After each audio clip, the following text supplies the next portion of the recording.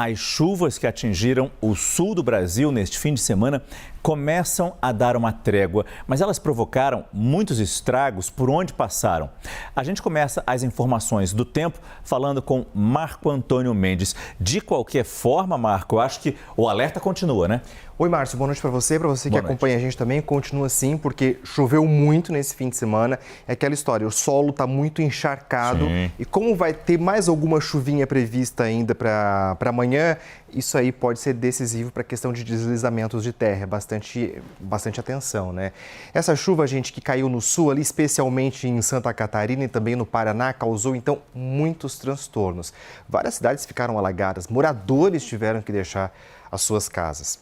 Uma das cidades mais atingidas pelas chuvas intensas foi Joinville, que fica na região norte de Santa Catarina. O rio que corta a cidade transbordou e vários pontos acabaram ficando alagados. Outras cidades do estado também tiveram problemas e aí, segundo a Defesa Civil, mais de 1.300 pessoas foram afetadas diretamente com as chuvas. No Paraná, um deslizamento de terra fechou parte da Serra da Esperança, que fica em Guarapuava.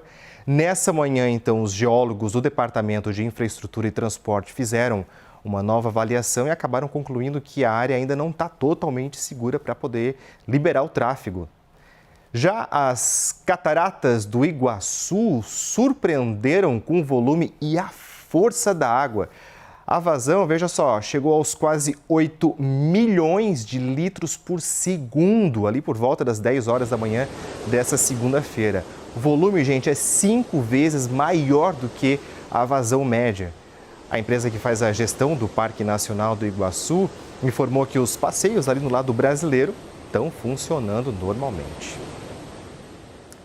Para a gente ter uma noção, então, as chuvas desse fim de semana foram tão intensas que praticamente alcançaram a média para todo mês. Esse aqui é o mapa que mostra para a gente o volume de chuva que caiu nos últimos 3 dias em todo o país. Áreas mais escuras acabam indicando volumes maiores, que chegaram a mais de 200 milímetros.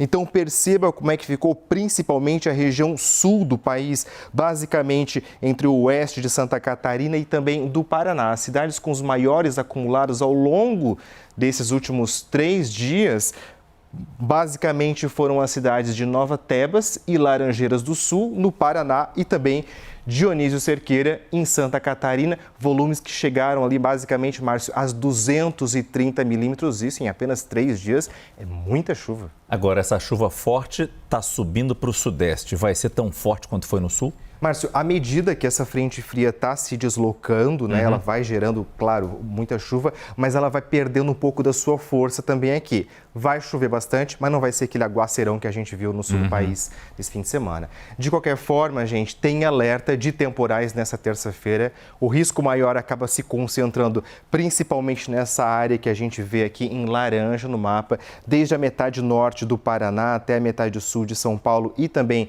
de Mato Grosso do Sul. É uma chuva que pode vir volumosa e também acompanhada de ventos muito intensos. Vamos dar uma olhada como é que ficam as capitais que estão na rota dessa frente fria? Veja, em Florianópolis o dia vai ser ainda de muitas nuvens com chance de chuva a qualquer hora, mas essa chuva ela vem um pouquinho mais fraca. Temperaturas entre 18 e 24 graus. Em Curitiba, o dia fica assim bastante instável nessa terça-feira inteira. Estão sendo esperados cerca de 20 milímetros de chuva acumulado durante todo o dia. É um volume bem considerável e faz até um pouco de friozinho. Veja, mínima de 15, máxima de 20 graus. Agora, em São Paulo, as chuvas começam já nessa madrugada e elas vão ganhando força ali no decorrer do dia. Temperaturas ficam levemente amenas, máxima chegando aqui nos 25 graus. Também chove no Rio de Janeiro, mas a partir ali da tarde. Estão sendo esperados em torno de 16 milímetros e máxima quase perto aqui dos 30 graus. Agora, então, a previsão para outras regiões do país. E aí, veja que tem muitas áreas de todo o Brasil aqui que estão em tons mais em verde escuro, né? Isso aqui significa que há risco de temporais mais fortes em algum momento do dia.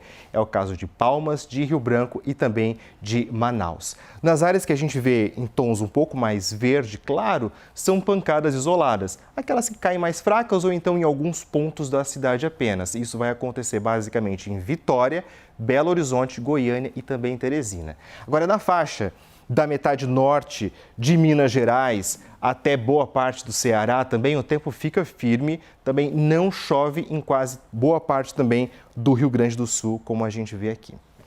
E aí, para finalizar, a gente preparou aqui um resuminho do que a gente pode esperar para essa semana inteira. Nesse momento, então, a gente tem aqui a frente fria se deslocando para o sudeste e para o centro-oeste. Então, vamos ter alguns dias ainda de muitas nuvens e chuvas e essa condição deve permanecer assim pelo menos até na quarta-feira.